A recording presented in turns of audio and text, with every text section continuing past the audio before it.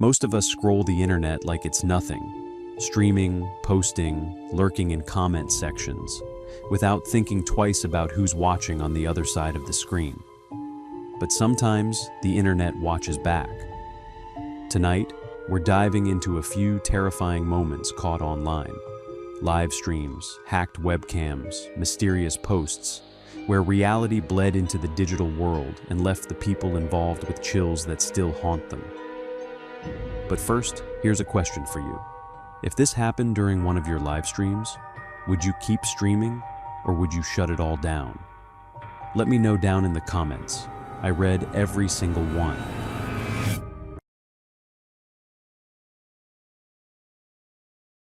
I used to stream after work, small channel, late night crowd, the kind of chat that feels like a group of regulars at a diner.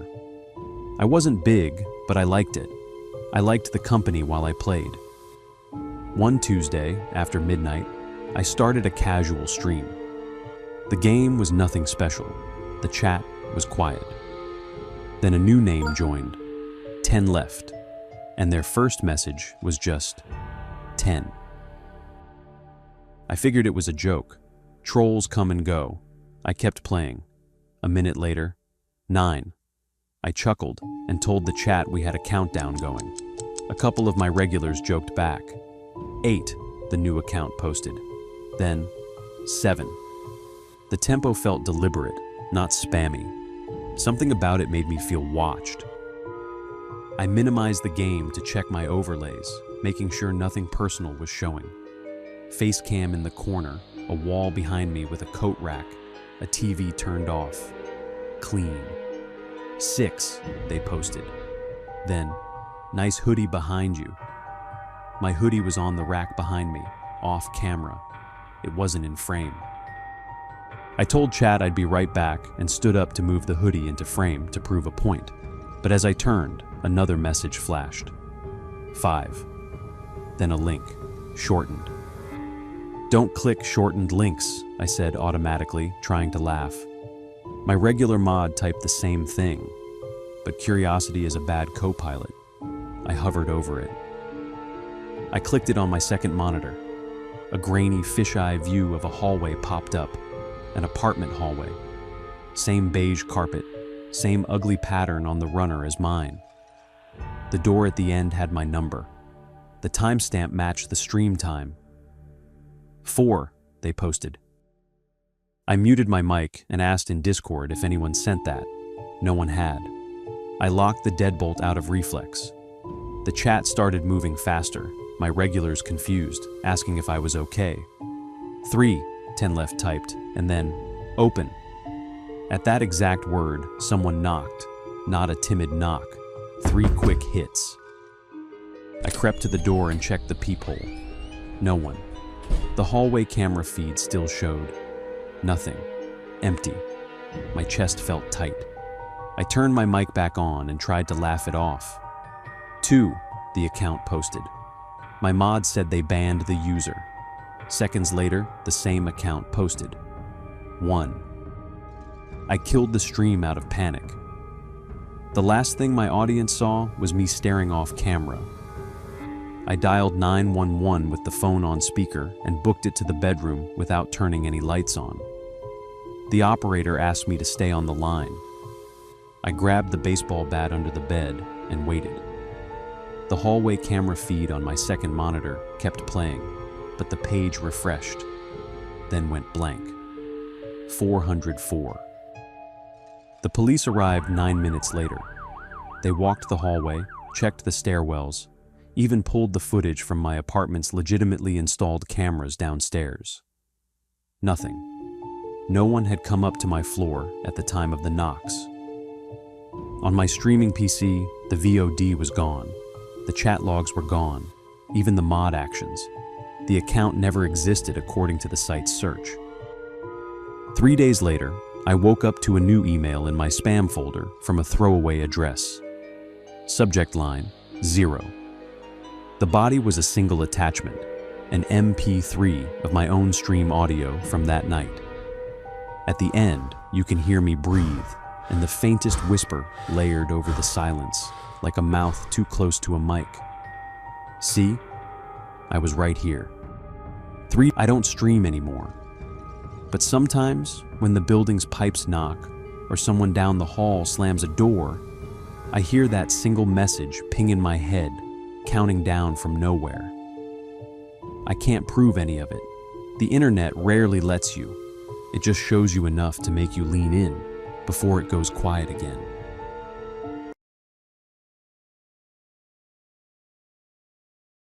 I use online docs for everything. Work notes, shopping lists, even tracking how much I spend on takeout. It's mundane and comforting. One night, I opened a doc titled Groceries, January to March, and an animal icon popped up in the corner. You've seen them, anonymous animals. This one was an opossum. The label next to it said, Anonymous. The cursor moved. I assumed a coworker accidentally had access and was messing with me. But this was my personal doc. The cursor hovered at the top and typed, Turn on your lamp. I sat back in my chair, suddenly aware of the dark window behind my monitor. I typed, Who is this? The other cursor paused, then wrote, You should really close your blinds. I jumped up and pinned the blind shut. My heart was racing. I checked the doc's share settings. It showed only me as the owner and no one with access. I felt refreshed. The opossum icon remained. It typed again, You look nervous. Don't worry, I'm already inside. I grabbed a sticky note and slapped it over my webcam, even though the LED wasn't on. The other cursor wrote, Cute. The tape won't stop me, I typed. Stop, or I'm calling the police. The reply came instantly. Call them. Tell them how you're shopping for milk, bread, and trash bags next week. It was exactly what I'd written, in a doc that hadn't been shared. My phone buzzed with a text from an unknown number. Answer. I didn't. The doc's cursor typed, Fine. Look, a new line appeared with a link. I copied it into a sandboxed browser. The page opened to a single image. Me, from earlier that night, hunched over my desk. The file name was a timestamp from 2 hours before. I unplugged my router. The dock disconnected. For the first time in 5 minutes, the opossum icon vanished. I stood in the sudden silence, listening for anything in the apartment. Nothing. I told myself it was just some exploit, something I'd fix with updates and password changes. I plugged the router back in, fingers trembling. My dock reloaded. The opossum icon popped back instantly. The cursor typed, Power cycles won't help. Lock your back door. I don't have a smart lock. There's no way for a stranger to know whether it's locked. I sprinted to the kitchen and found the back door cracked. Just a hair. I hadn't opened it. I slammed it and threw the bolt. I called my upstairs neighbor, a night shift nurse who sometimes parks out back. She was sleepy and grouchy, but when I told her what was going on, she said she'd check the alley camera on her phone. She went quiet for a long beat, then said this in a flat voice. Don't open your blinds. The motion alert is your back steps. It's recent. I stayed on the line while she called a friend who's a cop. I went back to the dock with the opossum cursor and typed, Who are you? A new line appeared, and this time it wasn't text. It was a live cursor trail drawing a rough outline of my apartment's floor plan from memory. Accurate. Then it circled the bedroom door and wrote, You sleep light. A patrol car swept the block, lights off. The alley was empty. The windows were untouched. Nothing on the cameras except a single frame of something. A shape in a hood at the bottom of the steps, too close to the lens to resolve properly. The officer took a report. I slept in the living room with the lights on and a hammer on the coffee table. The next morning, I opened the document to screenshot everything. The opossum icon was gone. In its place, the title had changed. Not the content, just the title. From Groceries, January to March, to "You slept light." The revision history showed no edits, and yet it was there. I printed the doc, changed every password, replaced my router, and got a new laptop. For a month, peace. Last week, at the grocery store near closing, I opened notes on my phone to add paper towels. A synced doc popped to the top of the list by itself, an autosave. It was blank, except for a title it had pulled down from somewhere. Aisle 3. I looked up. I was standing in aisle 3.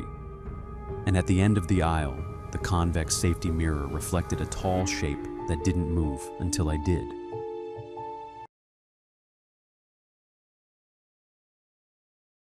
I bought a used Wi-Fi camera off a local marketplace to watch my dog while I was at work. $30, good reviews for the model, like new. The seller met me in a parking lot, a woman in a hoodie who barely spoke. The box looked sealed. When I got home, I plugged it in and installed the app. It connected instantly without asking me to create an account. That should have been my first red flag. The lens swept left to right on its own, like it was greeting the room. The app's live feed came up crystal clear. Then text overlaid the video in gray letters, not from my phone. It looked like someone else's on-screen annotation. Hi. I didn't even know the app did annotations. I said, "Hello," out loud and felt stupid. The camera's speaker popped, "Hello," but it wasn't my phone speaking. I scrambled through settings to factory reset. The button was there, but grayed out with a tiny lock icon. A message popped. "This device is managed by Homebase 1. That name wasn't mine. A new annotation appeared on the video. "Wave to the dog." The camera tilted down toward my dog, asleep on the rug. My stomach turned. I put a sticker over the lens and unplugged the camera. The app feed went black. I exhaled, annoyed at myself for buying used. Then my phone vibrated. A push notification from the app. "Motion detected. Nursery." My jaw clenched. The notification included a thumbnail. Not my living room. A baby's crib I'd never seen, in a room with gray mountains on the wallpaper. The feed in the app switched on by itself, even though my unit was unplugged. The camera on the other end panned smoothly to a rocking chair and stopped. New annotation. "Rock the chair." A voice from the camera's speaker, flat, distorted, said the same words. In the crib, something stirred. I said into my phone, "Who is this?" "You're on the wrong account." The annotation changed. "Number." "You are." I closed the app. It reopened itself. I killed the process. It reopened. I turned off my phone. It turned back on a few seconds later without me touching it. Panic made my world very small. I grabbed the box to find the manufacturer support number. The sticker on the bottom had the original owner's email address, faintly etched, where a warranty tag had been peeled. I emailed from my laptop. "I think your old camera is still linked to your account. Please remove it." The reply was immediate. "I don't have that camera anymore. I sold it. Please don't contact me again." Not hostile, afraid. I wrote back asking her to log in and unlink it. No reply. Then another push. "Door opened. Nursery." The nursery feed showed a door slowly swinging open, light from a hallway spilling across the carpet. The camera's mic picked up footsteps. The annotation flickered. Shh. This wasn't a haunted story. This was a crime. I dialed the non-emergency line and tried to explain how I had a live feed of someone else's nursery. I got transferred twice. While on hold, I searched for the model number and public feed. I found a dreary forum thread about unsecured IP cameras scraped by aggregator sites if owners never changed default credentials. Some feeds were open to anyone who knew where to look. I clicked one out of morbid curiosity and felt the air leave my lungs. Top row, third from the left. my living room. Not live anymore, but a cached still from earlier that day. Me in pajamas walking to the kitchen. I threw the camera in a drawer, like that would help. The operator took my statement and said they'd escalate to cybercrime. I emailed the manufacturer and the marketplace. The seller's account vanished that afternoon. The aggregator site cycled to a new grid. Life moved on. But sometimes, at night, I hear the soft click of a servo motor from inside the drawer, like the camera is turning to follow something that isn't there.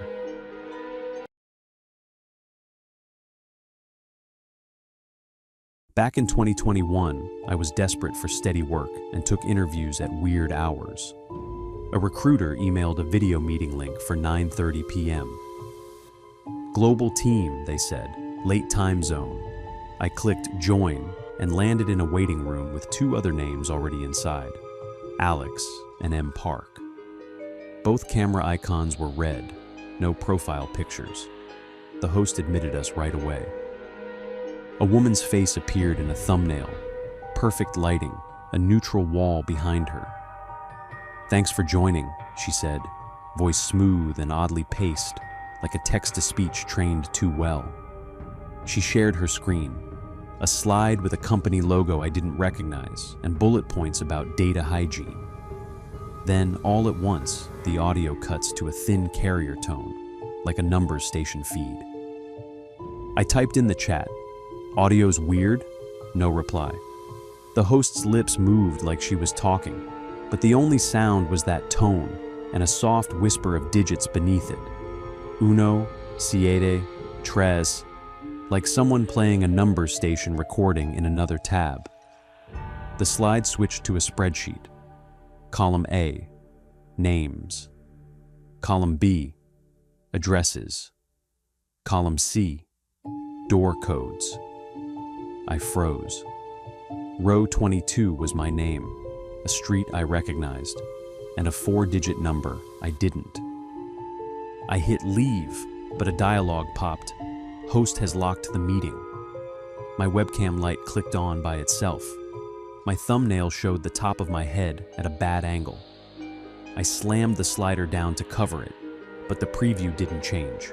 It kept my head in frame as if the software had cached the last angle and held it there, still and too crisp. The host stopped sharing. Her camera froze on a strange smile. "We'll begin the secure assessment," she said, only now the voice didn't match her lips. The other two participants unmuted simultaneously, no faces, and said in a perfect unison, "Do not leave the meeting." It didn't sound like a threat, more like a rule. My screen flashed, like someone was sharing my screen. A black terminal window opened, characters racing. It wasn't anything I recognized beyond a few file names. Then a window I did recognize, my downloads folder. A file highlighted itself in blue, as if a phantom cursor sat on my laptop. It was a PDF I didn't download, time-stamped 2 minutes ago. I tried to yank the power cord, but the battery kept everything alive. The host's smile never blinked. I opened the PDF. First page, a grainy photo of my front door. Second page, a map tile zooming from a satellite view to my street. Third page, my name in big block letters and the phrase, "Front entry test window, 3:33. The time on my taskbar read 3:28. I finally forced a shutdown, finger on the power button until the screen severed to black. My apartment went too quiet. No carrier tone, no whisper. I grabbed a flashlight and sat in the dark living room facing the door. At 3:33, the building's timed hallway lights clicked off for the night. In that exact second, my door handle flexed, like a deliberate test. A pull down, then up, then still. I called building security and watched the peephole while my breath fogged the beam of the flashlight. No footsteps, no voices, just the click of the hallway timer resetting. Security found no one on the floor, nothing in the logs. The next morning, my laptop powered on like nothing had happened. The meeting link was grayed out. The PDF was gone. A week later, I tuned my car radio during a long drive and caught a station broadcasting numbers, softly, in Spanish. It faded as I left the city, then came back near my building late that night, stronger than before. I turned the dial until static swallowed it whole. That was the last time I interviewed After Dark. The internet is full of strange, disturbing corners, and sometimes those corners reach out into our real lives. Which of these stories freaked you out the most? Let me know down in the comments. I read every single one. If you enjoyed this, check out my other creepy files. There are plenty more stories waiting for you in the dark.